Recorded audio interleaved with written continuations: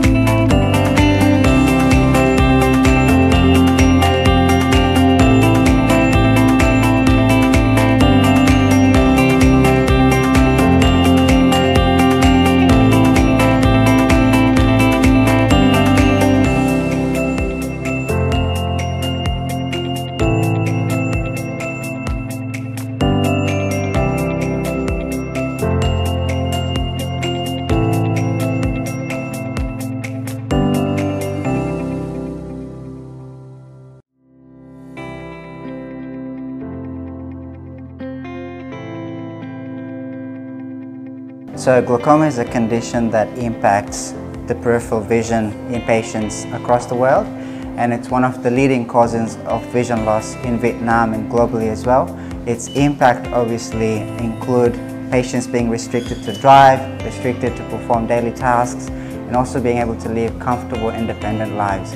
But generally, glaucoma's impacts are more serious because of clinicians' ability to diagnose patients early on.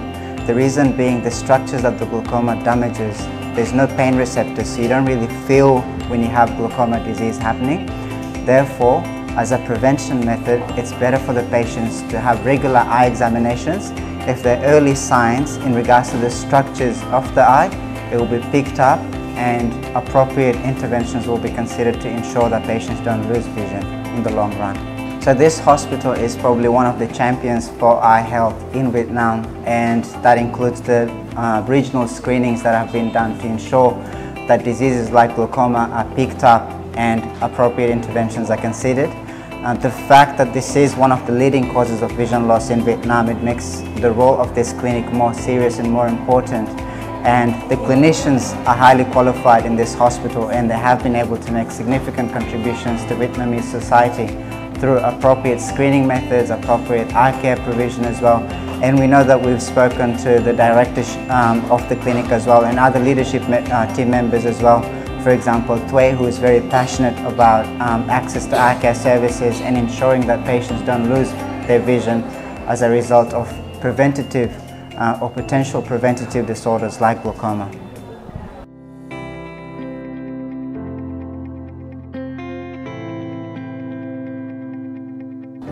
With glaucoma being the third major risk for blindness in both countries, whether you're in Australia or in Vietnam, it's incredible to see how many advances have occurred in Vietnam. You have the technology, you've got some great clinicians and training. Likewise, co-management and being able to manage glaucoma as a integrated eye care team between ophthalmology and optometry is so important. And in Australia we have learnt a lot from our co-management with ophthalmology in the treatment and identification of glaucoma. We've got to remember that 90% of the glaucomas in Vietnam are probably undetected, with probably around 6% to 7% of those over the age of 50 are blind with glaucoma in Vietnam.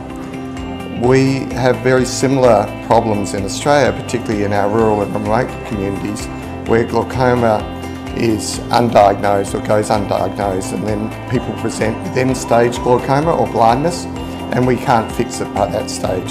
So it's so important to have well-trained and integrated eye care services in the country. Which also probably emphasises the importance of weeks like this, where hospitals like this wonderful hospital as well raises awareness about glaucoma, about the importance of appropriate testing being done, regular testing being done, and that the community comes together. If you have, we know that the risk factors for glaucoma involve genetic factors. So if someone in your family has glaucoma, even if you don't have the symptoms, it's good to go and have your eyes examined. We know that other signs also include the loss of peripheral vision loss. So if you're bumping into things as well, it's probably the best time to go and have your eyes examined. And normally, if you have patients above age 50, it's as literature suggests, normally if people are meant to have glaucoma, it would start to happen around age 50 and above. Therefore, anyone who has those risk factors for glaucoma, it's probably better for them to have regular examinations even before 50, but definitely after the 50th birthday. Thì năm ngoái tháng 4 là cô bị tự nhiên đau. Lần trước là đau mắt, nó đau từ trên đầu kéo xuống mắt. Nhưng lại kiểu cũng không để ý lắm đấy. Cứ bảo là đau tiền đình. Đi khám thì bác sĩ cũng bảo là đau tiền đình. Rối loạn bị xoang đấy. Xong là đến tháng 4 vừa rồi là tháng 4 năm ngoái á, là cô bị đau không chịu nổi, đau nhức hết mắt này, đau mắt đỏ lòm lên. Thì cô lại cứ nghĩ là đau mắt đỏ, là đi mua thuốc nhỏ được 2 ngày, ngày thứ 3 coi là không nhìn thấy gì nữa, mù luôn. Là bây giờ mới táo hỏa mới đi khám bác sĩ, nên là vào nhập viện là mổ hiện tại là phát hiện muộn, cho nên là nó chỉ còn 1 phần trên 10. 1/10, cho nên là cái mức độ nhìn kém.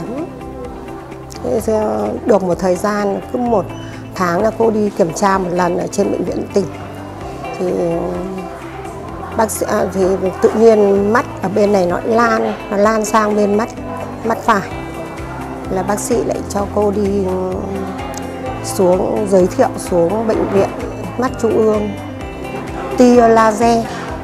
Mà sau mấy tháng sau khi mà tia vẫn dùng thuốc nhỏ mới thuốc uống hàng ngày, nhưng mà không chuyển. Rồi cứ tối gần thì là cô đi khám thì là bác sĩ bảo chỉ định là phải mổ. Nếu như không mổ thì khi mà cái Glôcôm nó phát thì kể cả có thay thể tinh thể thì cái mức độ nó nhìn là nó kém. Cho nên chính vì thế mà cái lý do đấy là hôm nay cô có mặt ở đây là bác sĩ đã thăm khám và mổ cho cô.